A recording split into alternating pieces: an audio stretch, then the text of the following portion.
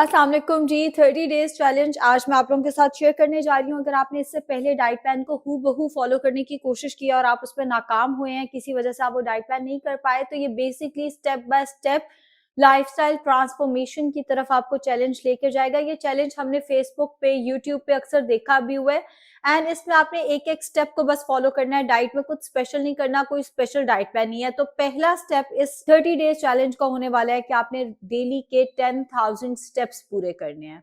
आपने, चाहे वो घर में आप फिजिकल एक्टिविटी करते हैं, चाहे आप पार्क में जाके वॉक करते हैं, चाहे आप अपने किचन से टीवी लाउंज तक अपने स्टेप्स को पूरे करते हैं, बट आपने 10,000 स्टेप्स पर डे पूरे करने हैं। लेट्स से आप किसी वजह से ये नहीं कर सकते, जैसे बहुत सारे ममालिक में इस वक्त स्नो पड़ रही है, तो उस केस में आप ये कर सकते हैं कि आप ज़ुहैब सर का जो वर्कआउट मैंने लगाया हुआ है वो कर लें, या कोई भी वर्कआउट यूट्यूब से देख के करें। इसका मकसद ये है कि डेली बेसिस पे आपने थोड़ी बहुत फिजिकल एक्टिविटी हर हाल में करनी है। लेट्स से आपको प्लांटर fasciitis है या आपकी कोई इंजरी है जिसकी वजह से आप फिजिकल एक्टिविटी नहीं कर सकते, तो आपने योगा जरूर करना है। अगर आप योगा भी नहीं कर सकते तो आपने स्ट्रेचिंग जरूर करनी है।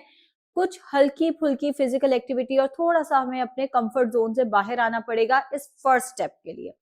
सेकेंड स्टेप होने वाला है कि आपने हर खाने से 30 मिनट्स पहले 1 गिलास पानी का पीना है और आपने पूरे दिन में टोटल 8 गिलास पानी पीना है। ये भी बिल्कुल मुश्किल नहीं है। सर्दी हो, गर्मी हो, अगर आप खुद को हाइड्रेटेड रखेंगे तो आप खाना कम खाएंगे, क्योंकि ऑब्वियसली आपका पेट जो है वो पानी से भरा हुआ होगा। और मैं ये नहीं कह रही कि कुछ 24-30 गिलास पानी पी लेना है, जस्ट 8 गिलास पानी पीना है। खाने से आधा घंटा पहले 1 गिलास पानी पीना है और 24 घंटे में 8 गिलास पानी पूरा करना है, जो कि बिल्कुल ज्यादा नहीं है। तीसरा हमारे पास स्टेप ये होने वाला है कि हर जंक फूड को आपने अवॉइड करना है। अब जंक फूड में बर्गर, पिज्जा, स्पेगेटी, बाहर का बना हुआ मैक्रोनी वगैरह सब कुछ आ जाएगा। हाँ, आप घर पे होल व्हीट पास्ता या आप घर पे होल व्हीट स्पेगेटी नूडल्स वगैरह बनाकर जरूर इस्तेमाल कर सकते हैं। रेसिपी मैंने शेयर भी की हुई है। अगला आप लोगों के पास स्टेप ये आएगा कि हर तरह की शुगर और बेकरी आइटम्स को आपने अवॉइड करना है। अब शुगर, हमारे पास जो केक्स होते हैं या जो इवन होल व्हीट बिस्किट होते हैं, ये भी कहीं ना कहीं जंक फूड में आते हैं। ये सारा कुछ या हर वो चीज जो पैकेट के अंदर आ रही है, जितना हो सके आपने उसको अवॉइड करना है। एंड इसी तरह आपने सीरियल्स को भी अवॉइड करना है। हाँ, आप पोरेज का इस्तेमाल कर सकते हैं, आप दलिए का इस्तेमाल कर सकते हैं, मगर बने बनाए सीरियल्स को आपने जितना हो सके एटलीस्ट उतना जरूर अवॉइड करना है। बेसिकली कोई भी चीज जो डब्बे में आ रही है, वो इस केस में हमने कुछ अरसे के लिए अवॉइड करनी है। Comfort food and easy food को हमने इस चैलेंज में अवॉइड करना है। हाँ, अब पोरिज भी तो डब्बे में ही आता है, वो भी तो कहीं ना कहीं पैकेट में ही आता है।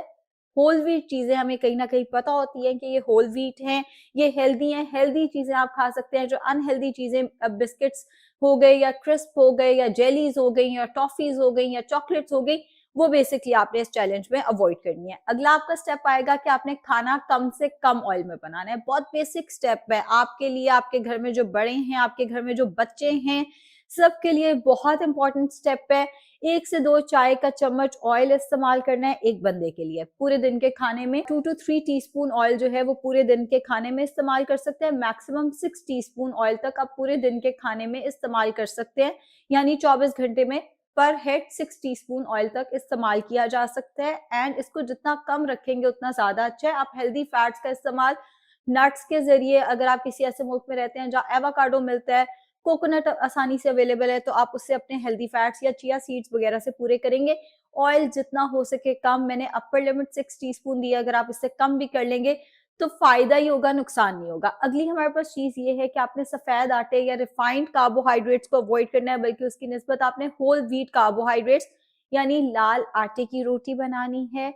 हाँ, जो चावल हैं वो आप व्हाइट राइस का इस्तेमाल कर सकते हैं। बाकी जो पास्ता, स्पेगेटीज वगैरह हैं, वो आपने होल व्हीट की तरफ जाना है। ये भी बहुत बेसिक चीज है।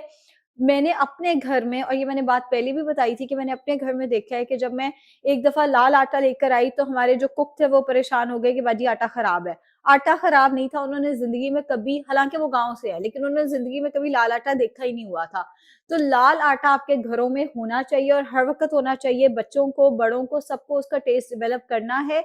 एंड इसी तरह जितने आपके घर में आटे हैं या जो ग्रेन्स इस्तेमाल हो रहे हैं, वो होल व्हीट ही इस्तेमाल होने चाहिए। अगला हमारे पास इसका स्टेप ही आएगा, जितनी सॉस है वो आपने अवॉइड करनी है। वो भी कहीं ना कहीं वैसे तो प्रोसेस फूड में आ जाती है, तो पहले स्टेप से कहीं ना कहीं रिलेटेड है, मगर मैं फिर भी उसको मज़ीद आपको बताना चाहूँगी कि जितनी हो सके सॉस जिसमें केचअप आ जाती है, जिसमें पास्ता सॉस आ जाती है, सैंडविचेज़ में लगाई हुई सॉस आ जाती है, हर तरह की सॉस को आपने अवॉइड करना है। हाँ, अगर आप टोमेटो प्यूरे इस्तेमाल करना चाहते हैं घर पे बना के, वो आप इस्तेमाल कर सकते हैं। आप रायता या लो फैट चीज़ का इस्तेमाल कर सकते हैं।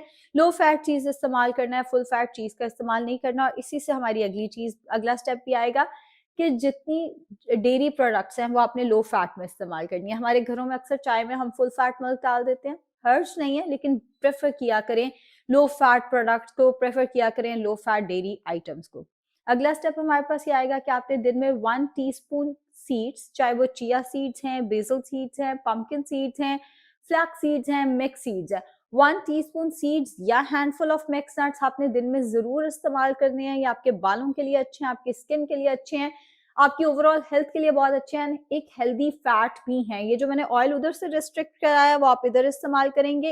एंड अगला हमारे पास स्टेप ये है कि आपने अपना प्रोटीन ज़रूर देखना है कि आपकी जो डाइट है वो बैलेंस्ड है कि नहीं है। इस बात का मतलब ये है, प्रोटीन होता है अंडों के अंदर, डेयरी प्रोडक्ट्स के अंदर भी, गोश्त के अंदर भी एंड दालों के अंदर भी। दालों में एंड डेयरी प्रोडक्ट्स में प्रोटीन की मिकदार निस्बतन कम है as compare to white meat हो गया या रेड मीट हो गया। रेड मीट सबसे अच्छा सोर्स है, उसके बाद आता है व्हाइट मीट। अक्सर ये होता है हम नाश्ता कर रहे हैं, ब्रेड के ऊपर जैम लगा के खा लिया, अब इस पूरे मील में कोई प्रोटीन नहीं आया। तो नाश्ते में प्रोटीन के लिए आप एग्स का इस्तेमाल कर सकते हैं, डेयरी प्रोडक्ट का इस्तेमाल कर सकते हैं, टोफू का इस्तेमाल कर सकते हैं, या आप नाश्ते में चिकन का भी इस्तेमाल कर सकते हैं। बहुत सारे लोग चिकन नाश्ते में खा लेते हैं, अगर आप खा सकते हैं कोई मसला नहीं है। दोपहर में अक्सर लोग ये करते हैं, रोटी के साथ सब्जी का सालन खा लिया, इस मील में भी कहीं प्रोटीन नहीं था। तो गोश्त, अंडे, डेयरी, इनमें से कोई ना कोई चीज आपके हर मील में, नाश्ते, दोपहर के खाने और रात के खाने में जरूर होनी चाहिए। या दाल का इस्तेमाल जरूर करना है। आपके तीनों मील्स के अंदर प्रोटीन जरूर होना चाहिए।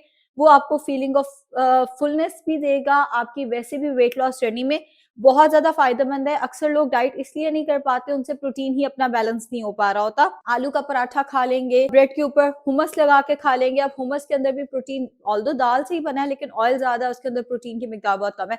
सो मील में प्रोटीन ज्यादा होना चाहिए, कार्बोहाइड्रेट्स एंड फैट की मिकदार जो है वो कम होनी चाहिए। ये वो इंस्ट्रक्शंस हैं जो मुश्किल नहीं थी आपके लिए। अगर आप कैफीन एडिक्टेड हैं, चाय कॉफी का इस्तेमाल आप कर सकते हैं, शर्त आपको पता है, कम से कम दूध ताकि उसके अंदर कैलोरीज कम हो। लो फैट डेयरी का इस्तेमाल करना है।